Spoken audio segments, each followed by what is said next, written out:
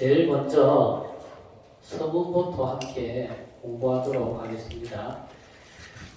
서문부터 먼저 공부해야 되는 이유는 서문이라고 하는 것이 그 경전의 전체를 이해하는 데 큰 도움이 됩니다. 그래서 서문을 먼저 함께 공부하도록 하겠습니다.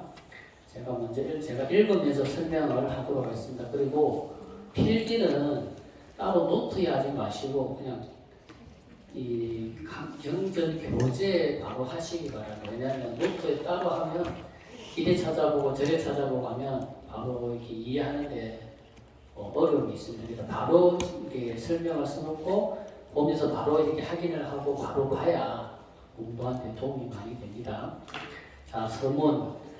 자, 부처님께서 인멸하신 지 정법과 상법의 시대를 지나서 이제 말법의 시대가 도래하였습니다. 부처님께서 도리 천궁에 올라가서 성모인 아야부인을 위해서 바로 지장보살님이 인행시에 닦은 보살행과 과의를 정덕한 후에 중생을 제도하신 일과 불가사의한 공덕 그리고 위실력을 찬탄하시며. 그런데 여기서 이제 보면 인행시라는 말이 있어요. 인행시. 그 인행시라고 하는 것이 이것도 같이 잡히는지 한번 봐주세요. 칠판도 같이 잡히는지. 네, 같이.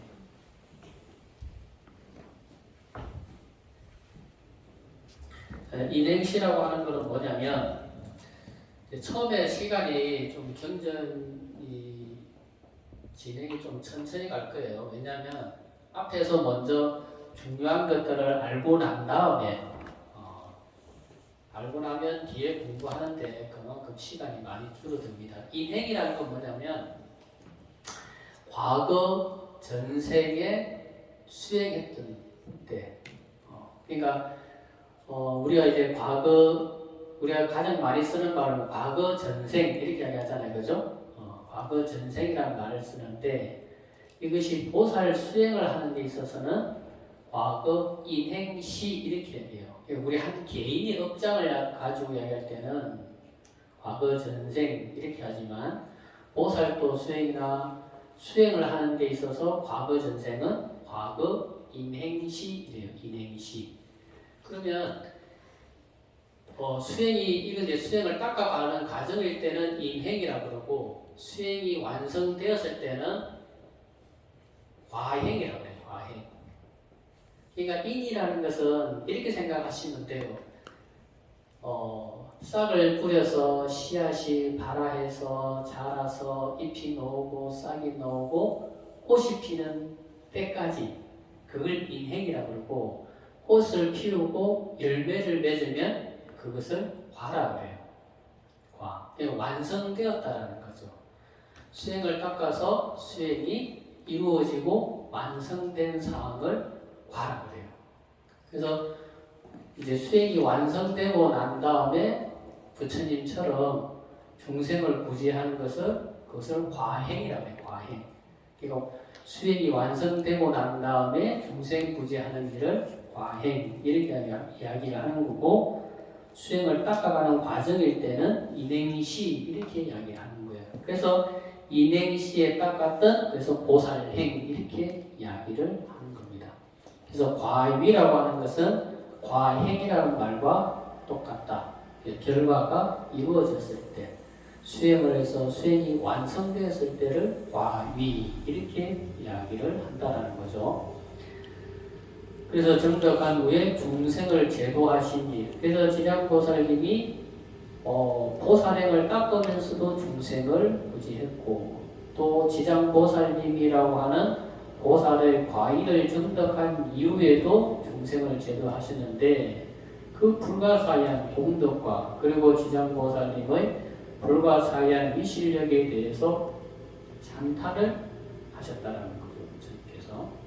그래서 말법 시대의 불쌍한 중생들을 위해 자신을 대신해서 지옥에서 고통받고 있는 중생들과 말법 시대의 불쌍한 중생들과 그리고 불법을 믿지 않는 강강한 중생들을 구원해 줄 것을 거룩하고 성스러운 지장보살님께 부축을 하셨습니다. 여기서 이제 보면 강강한 중생들이라는 표현이 나왔거든요.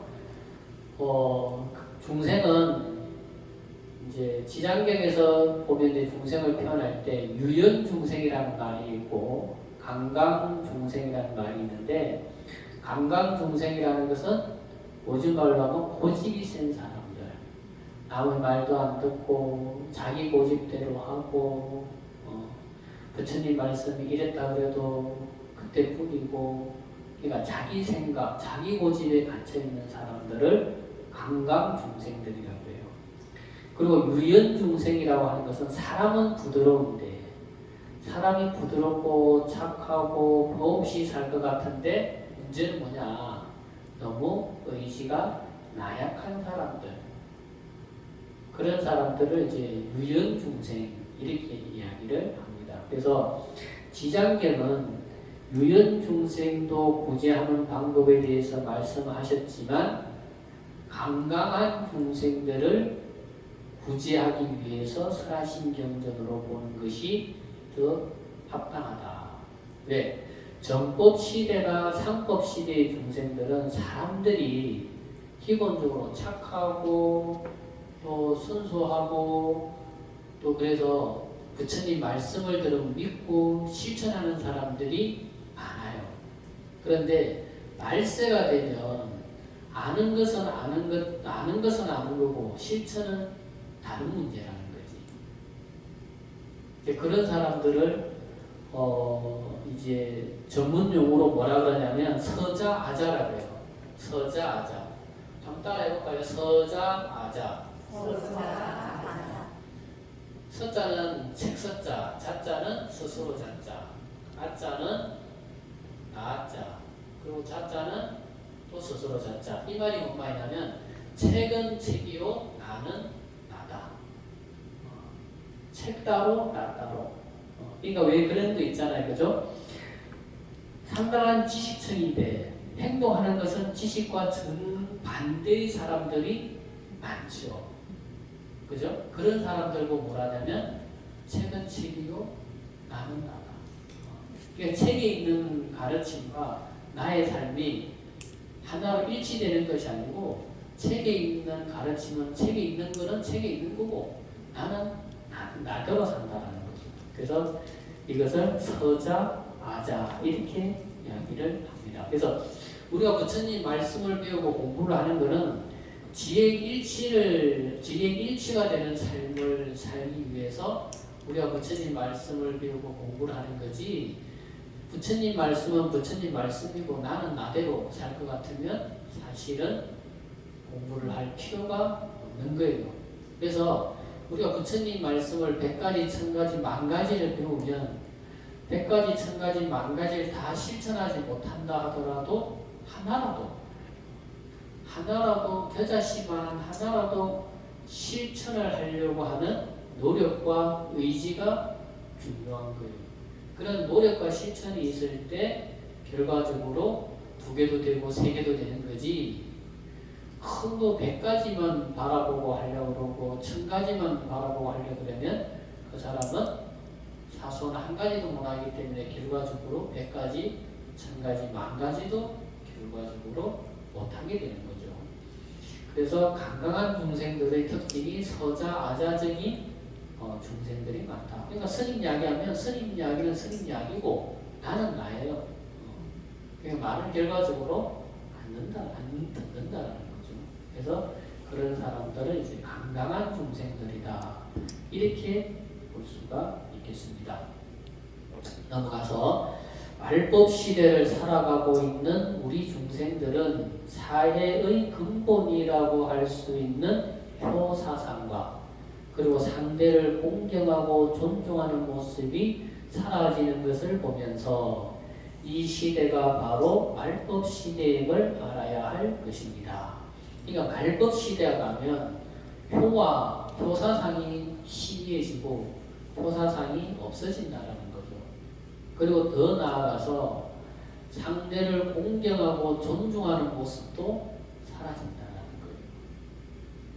그러니까 반대로 이야기하면 정법 시대와 상법 시대는 그 효와 경이라고 하는 것이 상당히 중시되어 왔고 그것을 실천하는 사람들이 많은 세상이었지만 말법 시대가 되면 효와 경이라고 하는 것이 희미해지고 없어지는 거죠.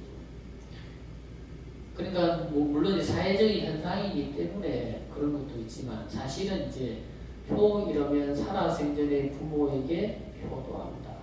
그 효도라고 하는 것이 무엇이냐라고 하면 유교적으로 보면 부모님을 마음을 편안하게 해주는 것을 최고의 효다 그러고, 그 다음 두 번째 효는 뭐냐? 부모를 좋은 옷으로 봉양하고 좋은 음식으로 봉양하는 것을 이제 그 다음이다 이야기를 하고, 그 외에는 이제 불효가 되겠죠. 그리고 이제 경이라고 하는 것은 내 부모에게 효도하지 않는 사람은 남에게 공경하는 마음이 없을 수밖에 없다라는 거죠.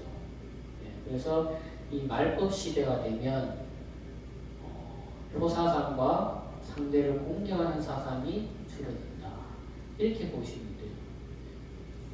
그래서 효라는 것은 부모님이 살아계실 때에 잘 모시고 또 돌아가셨을 때는 사식구제나 천도제를 통해서 이고 등각해 하는 것을 말합니다. 이거는 뭡니까? 불교적인 효를 말하는 거예요. 유교적인 효는 부모님 살아계실 때 잘 공양하고 마음 편안하게 해드리면 그거는 이제 유교적인 효고, 불교적인 효는 거기에 플러스해서 또 부모님이 돌아가시면 악처에 태어나지 않도록 사식구제를 지내주구나. 내가 사식구제 지내줄 여력이 안 되면 천도제라도 지내주구나. 또 그 천도제라도 지내줄 여력이 안 되면 그저 백중 때라도 부모님을 이름을 올리고 공덕을 닦아주는 것. 그게 이제 불교적인 효라는 거죠. 그리고 경이란 사바세계에 존재하는 모든 중생들이 연기적 존재임을 자각해서 세상에 존재하는 모든 유정이라는 것은 살아있는 생명. 그러니까 여기에 유라고 하는 것은 있다는 뜻이고 정이라고 하는 것은 마음을 말하는 거예요. 마음과 생각. 그러니까 그거는 마음과 생각이 있다라고 하는 것은 살아있는 생명체, 그죠? 살아있는 생명체를 말하는 거죠. 그래서 유정이라면 살아있는 모든 생명체를 통틀어서 유정 이렇게 이야기를 하고, 무정들에게도 감사하며, 무정이라고 하는 것은 살아있는 생명체 아닌 그 외의 사물들을 무정이다 이렇게 이야기를 하는 거죠. 그러니까 여러분들이 보는 책도, 경전도, 책도, 연필도, 책상도 이런 것들은 다 무정에 해당되는 거죠. 산천초목, 그죠? 이런 것들도 다 무정에 해당이 되는 거죠. 그러면 유정과 무정에 감사해야 되는 이유는 뭐냐? 이 세상에 존재하는 모든 사람들은 자기 혼자의 힘으로 살아가는 것이 아니에요. 많은 사람들의 힘에 의해서 서로 도움을 주고 도움을 받으면서 우리가 살아가고 있다는 거죠. 그렇기 때문에 늘 유정에게 감사해야 되는 거고, 무정물도 마찬가지예요. 우리가 먹는 채소 음식들 다 땅에서 나오는 거잖아요. 땅도 무정물이잖아요. 땅이 오염이 되고 땅이 황폐되면은 거기서 노는 식물들이 없어지게 되는 거잖아요. 더 넓게 보면 산천초목이 있기 때문에 우리가 살 수 있는 거지, 산천초목이 다 황폐화되고 없어지면 우리도 살 수가 없는 거예요. 그러니까 자연과 우리의 관계라고 하는 것이, 자연이 없으면 우리 사람도 살아갈 수 없지만, 또 반대로 이야기하면 우리가 사람이 없으면 자연만 존재하실 것 같아도 자연도 존재할 수가 없는 거예요. 그러니까 이게 뭡니까? 이런 걸 가지고 바로 연기적 관계다. A가 없으면 B가 존재할 수 없고 B가 없으면 A가 존재할 수 없는 관계야. A가 있음으로 해서 B가 있을 수 있고 B가 있음으로 해서 A가 있을 수 있는 관계. 그게 연기적 관계라는 거죠. 그러니까 우리가 옛날에는 국가와 국가마다 독립적으로 살았기 때문에 큰 연기적인 그런 세계를 잘 느끼지 못했는데 지금은 우리가 지구촌이라고 그러잖아요. 그죠? 지금은 어느 한 나라의 문제가 어느 한 나라의 문제로 끝나는 게 아니고 어느 한 나라 전쟁이 나면 그 여파로 많은 사람들이 보이지 않는 많은 연계되어 있는 산업이나 환경이나 이런 것들이 서로 다 영향을 받잖아요. 그죠? 이런 관계가 바로 연기적인 관계라는 거죠. 그래서 서로 그렇게 연기적인 관계이기 때문에 서로 공경하고 존중하며 서로를 해치지 않는 것을 말합니다. 그래서 대승보살은 자비심을 근본으로 삼고 자비행을 실천하는 것입니다. 그러니까 대승보살, 우리가 이제 우리나라 불교는 대승불교를 표방하고 있지 않습니까? 그죠? 그러면 이제 남방 이제 불교는 동남아시아 쪽에는 이제 소승불교가 좀 많이 있는데 소승불교가 됐든 대승불교가 됐든 사실은 다 알고 보면 다 자비심을 근본으로 하고 있고 또 그 자비심을 근본으로 해서 자비행을 실천하는 것을 사실은 불교라고 이야기한다.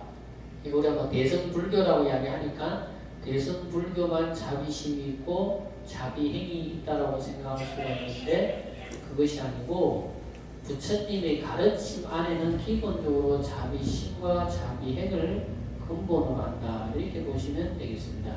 그래서 여기 지장 본원경에서 강조하는 효 그리고 경 그리고 출세간의 무연 대자비심이라고 할 수는 없겠지만 출세간의 무연 대자비심을 실천하는 시작은 될 수 있을 것입니다.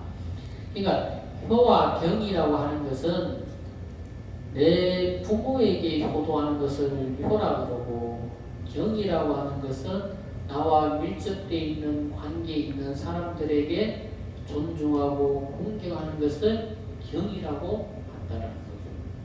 그러면 효와 경이라고 하는 것은 이것을 가지고 무연대자비심이라고 할 수는 없어요.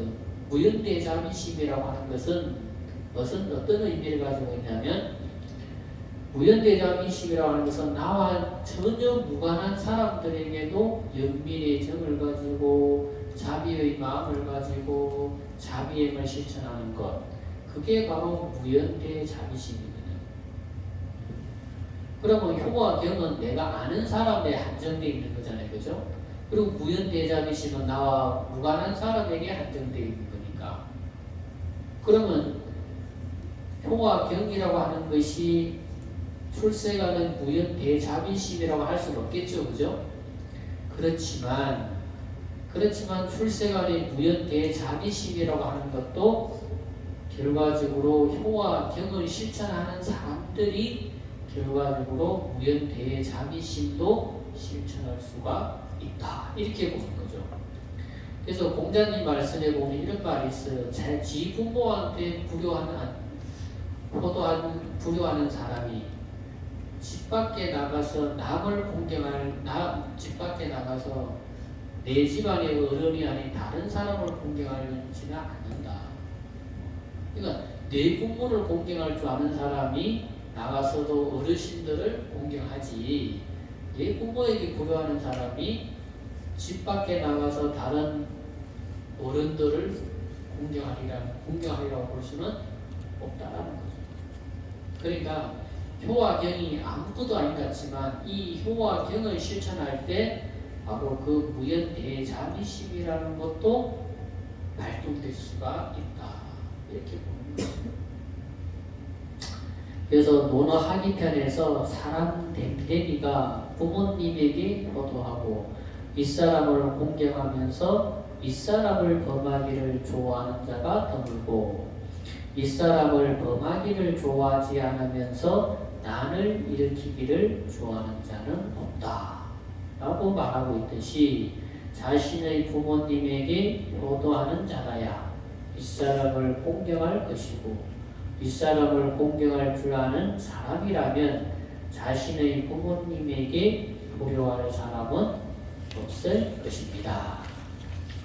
이처럼 자비의 실천을 자신의 부모님에게 효도하고 또 형제간에 서로 공경하고 사랑하는 것으로 보살행이 시작되어야 할 것이며 더 나아가서 일체 모든 유정 중생들에게까지 넓혀 나갈 수가 있다면 이 효와 경이야말로 우연 대자비심에 도달할 수 있게 하는 식초가 될 것입니다.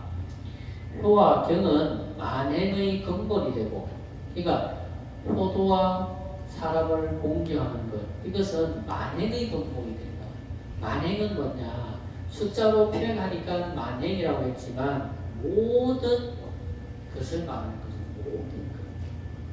그 효와 경은 우리 인간이 살아가는 데 있어서 가장 중요한 삶의 가치관이라는 거죠. 그러니까 선행, 우리가 행이라면 선행을 가지고 말하는 거지 악행을 가지고 말하는 것은 아니거든요.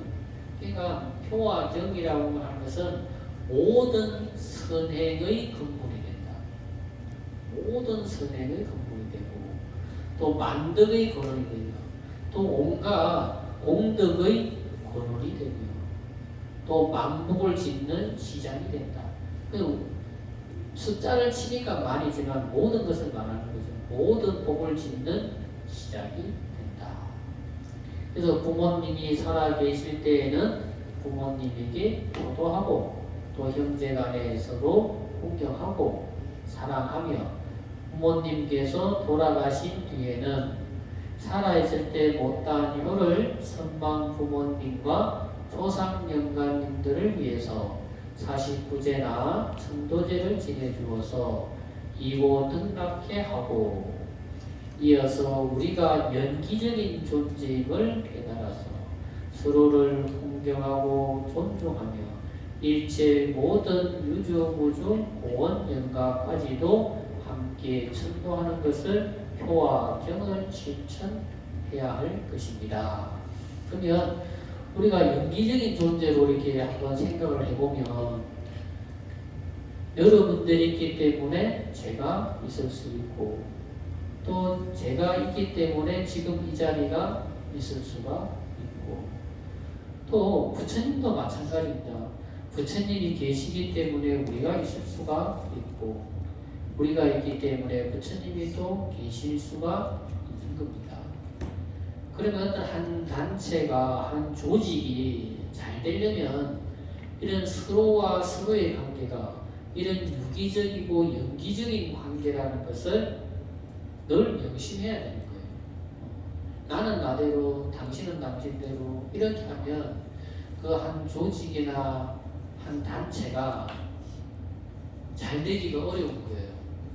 그러면 한 가족도 마찬가지지 않습니까? 그죠? 부부가 서로 유기적이고 유기적인 관계라고 하면 그런 관계 속에서 살아가면 그러면 거기에서 나온 자녀들도 부모와 자식 간이 연기적이고 유기적인 관계가 되거든요. 근데 부부가 서로 서자아자처럼 나는 나대로 너는 너대로 이러면 자식은 자식대로 부모는 부모대로 이렇게 하면 어찌 됩니까? 그죠? 그 한 집안이 잘 되기가 어려운 거죠. 그래서 한 집안이 잘 되고 한 단체가 잘 되려면 서로가 서로의 관계가 이렇게 연기적인 관계다. 저 사람이 없으면 내가 있을 수 없고 내가 없으면 저 사람이 있을 수 없다라고 하는 그런 연기적인 관계, 유기적인 관계로 봐야 된다. 그래서 오늘 이렇게 여러분들이 함께 지장경 경전반 공부하는 여러분들이 얼마나 서로 도반으로서 소중한 존재인지 그걸 또 오래 생각을 해야 돼요. 그러니까 여러분들이 서로가 연기적으로 생각하고 유기적으로 생각하고 서로가 항상 잘하면 지장경 경전발이 더욱 활성화되고 더욱 공부가 재밌고 잘 돼요. 근데 서로 공부하는 도관이 싫고 도관이 날 힘들게 하는 것 같고 그러면 이 공부하러 오는 것도 힘들고 공부하기도 싫고 공부도 재미가 없게 되는 거예요. 그러니까 이 공부가 재밌고 잘 되려면 저와 여러분들이 연기적이고 유기적인 관계이며 여러분들 개개인 한 분 한 분이 다 서로 독립적인 관계가 아니고 유기적이고 연기적인 관계.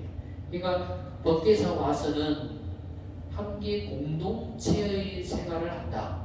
공동체의 삶을 산다. 이렇게 생각하셔야 돼요. 법계에서 왔을 때만은 뭐 집에 갔을 때는 또 집안의 식구들과 그렇게 공동체적인 삶을 살아야 되는 거고 절에 왔을 때는 부처님을 중심으로 해서 스님을 중심으로 해서 공동체의 삶을 산다. 그러나 하루 정도는 그렇게 생각하시면서 공부를 하시면 또 기도하고 공부하고 봉사하시면 기도도 훨씬 즐겁고 재밌고 공부도 훨씬 즐겁고 또 재밌고 봉사도 한결 기쁘게 봉사할 수가 있는 겁니다. 꼭 그렇게 할 수 있도록 우리 함께 노력하도록 합시다. 그리고 오타박세가 되어 법화경이 사라지고 완전한 무불시대의 교주이신 대원본존 지장보살님께서는 효와 경으로서 수행의 근본을 삼아 보살행을 실천해서 등각보살님이 되신 분입니다. 그러니까 지장보살님을 극단적으로 무불시대의 교주다 이렇게 이야기를 해요. 그러니까 지장보살님은 불법이 완전히 없어진 세상이 되었을 때는 지장보살님이 교주가 된다는 거예요. 무불시대의 교주. 그러니까 부처님도 없고 부처님이 가르침도 없고 그 부처님이 가르침을 실천하고 가르치는 스님들도 다 사라진 세상. 그런 세상이 되면 지장보살님이 교주가 되는 거예요. 그래서 지장보살님의 뭡니까? 유명교주 지장보살, 남방아주 지장보살 이렇게 하잖아요. 대원본존 지장보살. 그래서 남방아주 이 남방을 불법이 다 사라진 그 세상이 오면 남방을 교화하는 교주가 된다는 거예요. 그 남방은 뭡니까?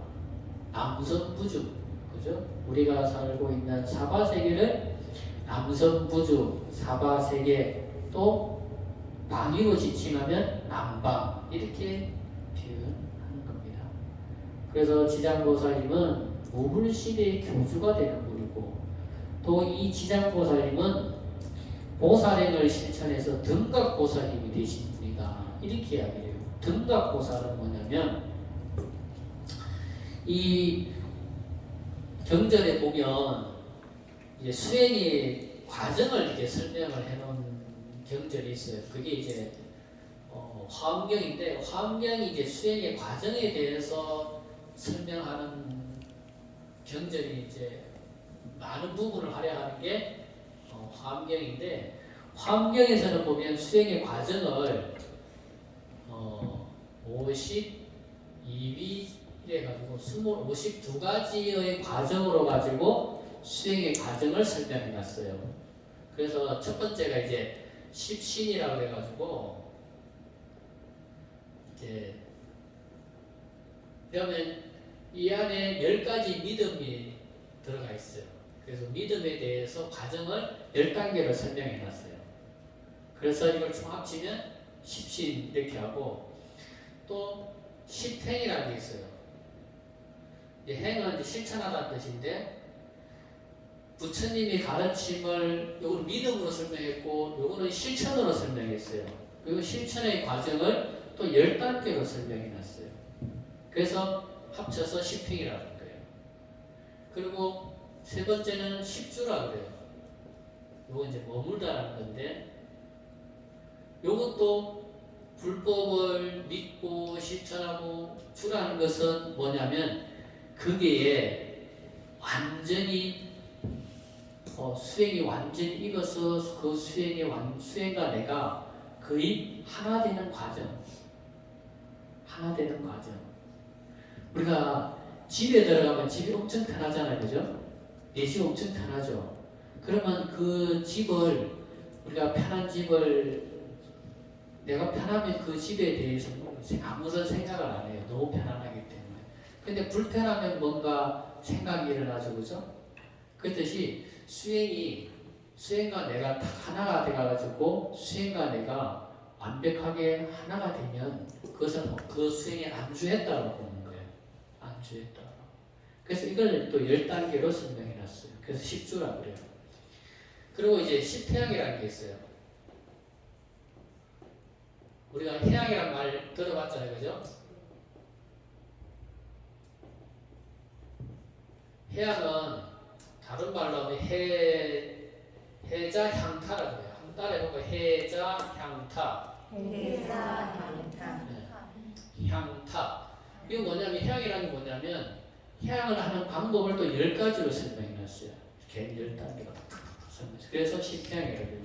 해양이라는 건 뭡니까? 내가 닦은 공덕을 돌려서 다른 사람에게 베푸는 것, 다른 사람과 함께하는 것, 그걸 이제 해양이라고 하는 거예요. 그러니까 10태양은 부처님의 믿음에 대해서 배우고 그리고 실천하고 거기에 안주해서 얻어진 그 공덕들을 일체 모든 중생들에게 해양하는 거예요. 해양하는 거예요. 그것을 해자향타라는 거예요. 내가 닦은 공덕을 나만이 소유하고 온전히 자기 것으로 하는 것이 아니라 이것을 다른 사람과 함께하는 거예요. 함께하는 거. 그러면 이 해양은 뭐예요? 곱하기예요. 곱하기. 숫자로 치면 곱하기. 남에게 베풀면 그것이 곱하기가 되는 거죠. 2는 4가 되고, 그죠? 4는 8이 되고, 이렇게 곱하기 된다. 그럼 이걸 해양이라고 그러고, 그 다음에 요 위에는 뭐냐면 십지라는 게 있어요. 십지. 십지는 뭐냐면 이렇게 공덕을 닦으면 그 공덕이 뭐가 되냐? 내가 다음 수행을, 큰 수행을 닦을 때 그게 뭐가 되는 거예요? 미천이 되는 거예요. 미천이. 그러니까 십지라고 하는 것은 여기까지는 뭐냐면 현인이라고 해요. 현인. 여기는 말하자면 현자의 단계예요. 현자의 단계. 그러면 십지부터는 아성이라고 해가지고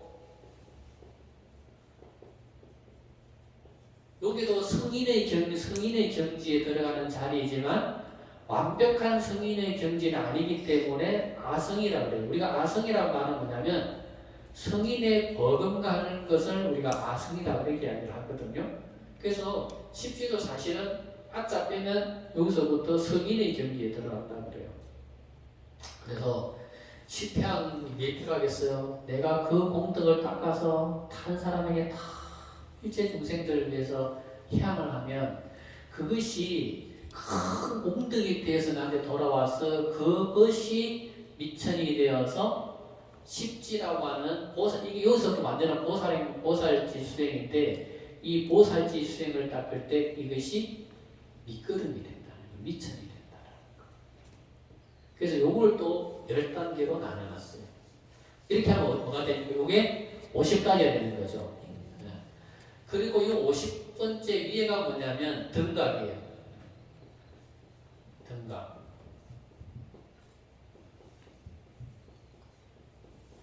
요 등각 위에 그 다음에 묘각이 있는데 묘각은 부처님 성부라는 것을 묘각이라고 그러고 등각이라는 것은 뭐냐면 요때 요것은 아성이라고 했죠. 요 등자는 뭐예요? 요 등이라는 것도 같다라는 의미를 가지고 있어요. 그러니까 뭐예요? 부처님은 아니지만 부처님과 같은 정도의 공덕과 지혜와 깨달음을 가지고 있는 분을 등각이라고 하는 거예요. 등각보살. 거의 삐득삐득하다 이 말이에요. 똑같다는 건 아니고 이등하다는 거예요. 등각보살. 그러면 우리가 이게 문수보살님이나 보현보살님이나 관세음보살님이나 이런 분들은 뭐예요? 다 이분들은 등각보살이에요. 등각보살. 십지보살보다 한 단계 위고 부처님보다는 낮고 그래서 등각보살이다. 그러니까 등각보살의 경지는 부처는 아니고 또 그렇다고 십지보살보다는 높고 그래서 등각보살이라고 한다. 그래서 지장보살님은 그런 등각보살이라는 거죠. 등각보살. 그래서 우리도 지장보살님처럼 효와 경을 실천하는 것으로 보살행의 근본을 삼아 우리 모두가 함께 지장보살님과 같은 대원을 성취하는 보살이 되어야 할 것입니다. 지장보살님은 아까 말씀드린 것처럼 세 가지 이름이 있잖아요. 그죠? 유명교주 지장보살, 그 다음에 남방아주 지장보살, 그리고 세 번째가 대원본존 지장보살. 그러니까 지장보살님은 지장보살님이라고 하는 이름 앞에 그분을 설명하는 이름이 수식어가 세 가지가 있는 거죠. 이렇게. 뭔 말인지 알겠죠? 그러니까 대원을 성취하는 보살, 대원을 통해서 등각보살이 되었기 때문에 지장보살님을 대원본존 지장보살 이렇게 이야기를 하는 거예요. 이 거룩하고 성스러운 지장보살님의 보능경을 배우고 익혀서 그 가르침으로 자신의 보살행을 닦는 근본으로 삼는다면 불도 수행을 닦는 데 많은 공덕이 있을 것입니다. 지장경을 배우는 모든 사람들이 지장보살님의 원력을 배워서 모두가 공덕을 성취하는 불자가 되기를 간절히 바랍니다. 대한불교 조계종 법화도량 법계사 불교대학 학자 선법 석현 이렇게 했습니다. 그래서 이제 서문이 끝났습니다. 잠깐 한 10분 쉬어서 다시 이어서 시작하도록 하겠습니다.